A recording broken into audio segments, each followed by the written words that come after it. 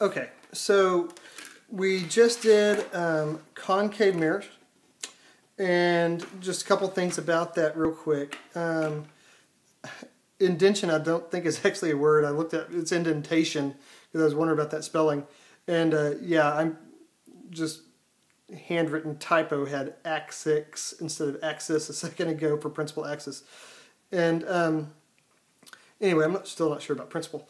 And Kyle probably caught that I had a math error right there. It should have been over a fifth, right, with 4.75, so it should have been over a fifth there. So it's a 0.21, which means our final answer for the image distance was about 3.45, which comes out pretty close to what we have. Now, something I didn't say a minute ago is that the image ends up, if we were to take and we analyze the image, I always ask for three things. What's its orientation? Well, it's inverted. It's upside down. Secondly, it's in front of the mirror, which concave mirrors can produce a real image. They can also produce virtual. We'll get to some examples of that some other time.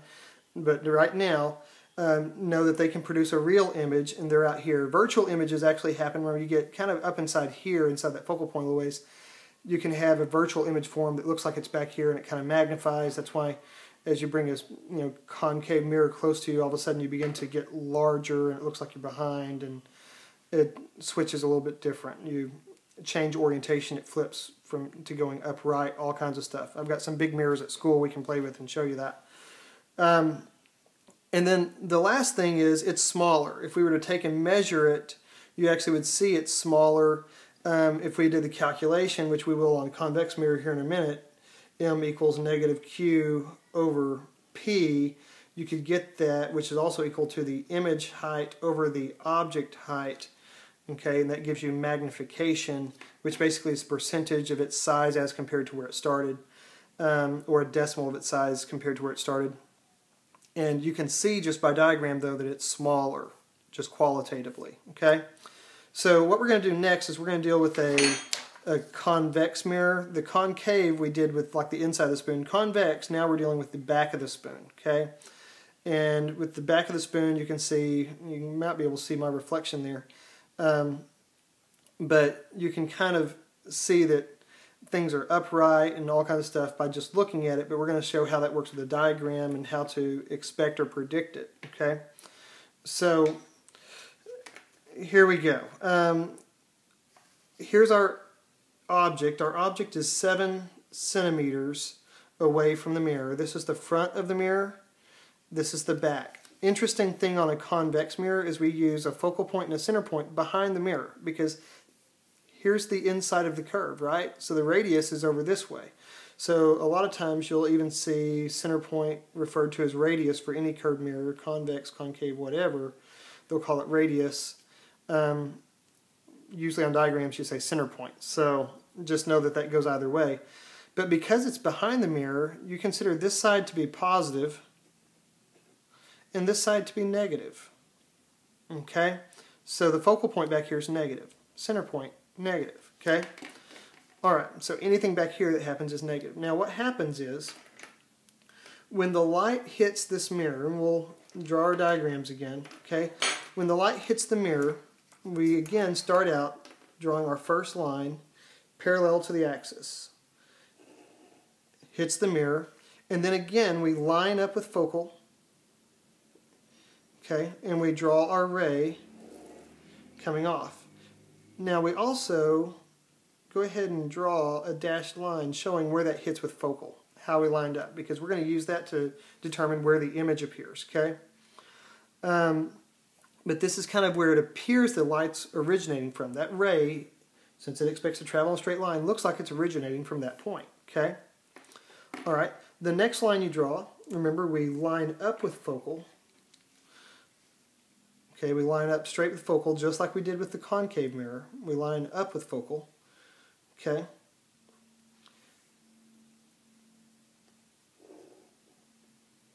There we go. And then we go parallel to the axis, just like we did before.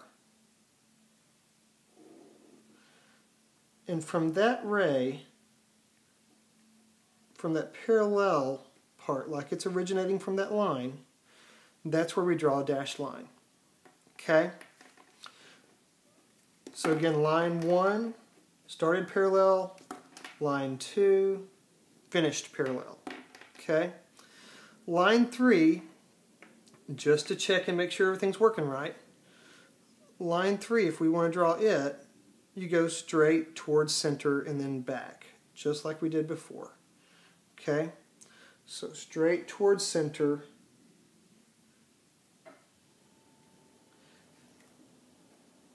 and then back. Again, where the lines intersect, that's where the object appears. Okay? Alright. So, now what I didn't say a minute ago is I didn't give you values. The focal point is -3 centimeters. We're using metrics on this when we used standards last time. So good practice to try a couple different things, okay? Again, I said the object was about 7 centimeters, okay? And we do not know what Q is. Okay? Q is the unknown.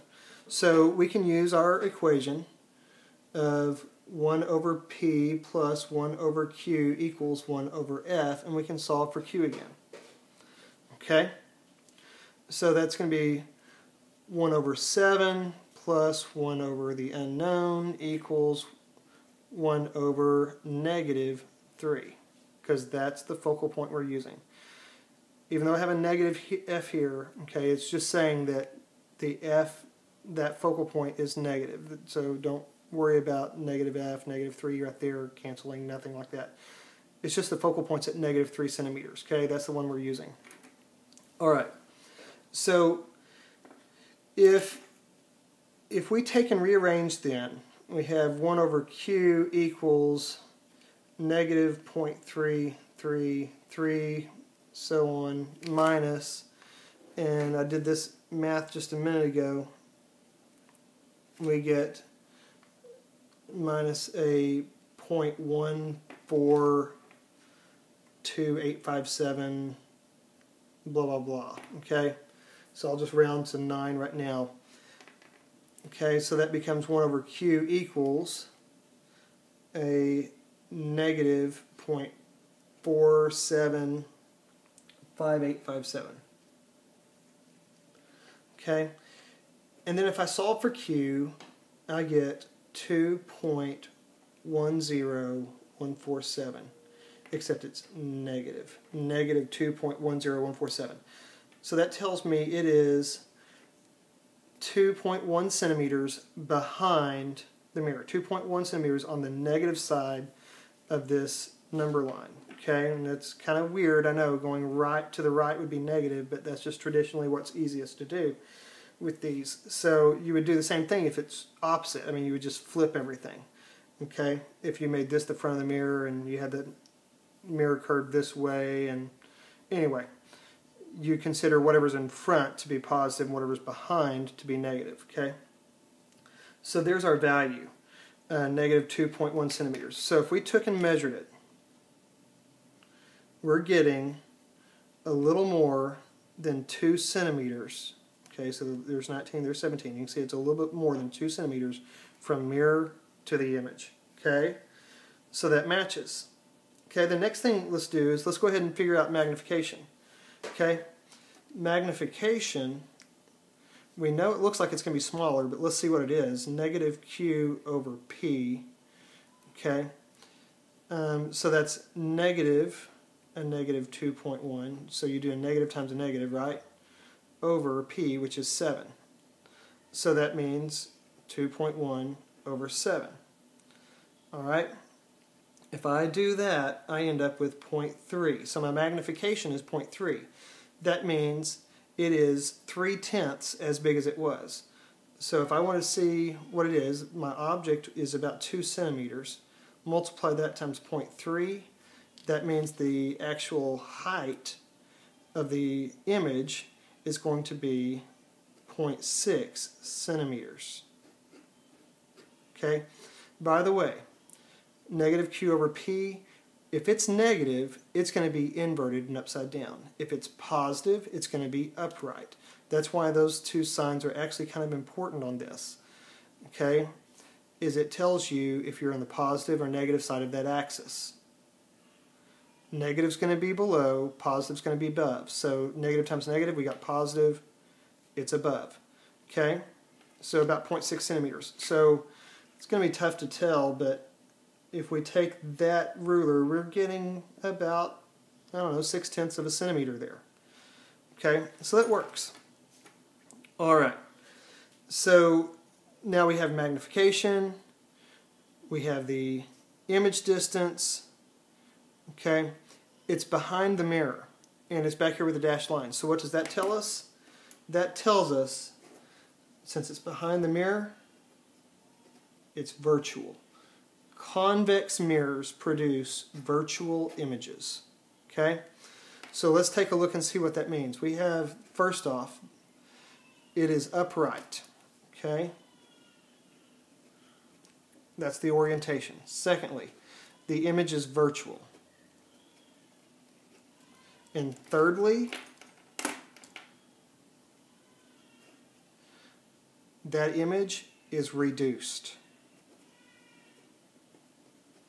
or smaller. Okay? All right.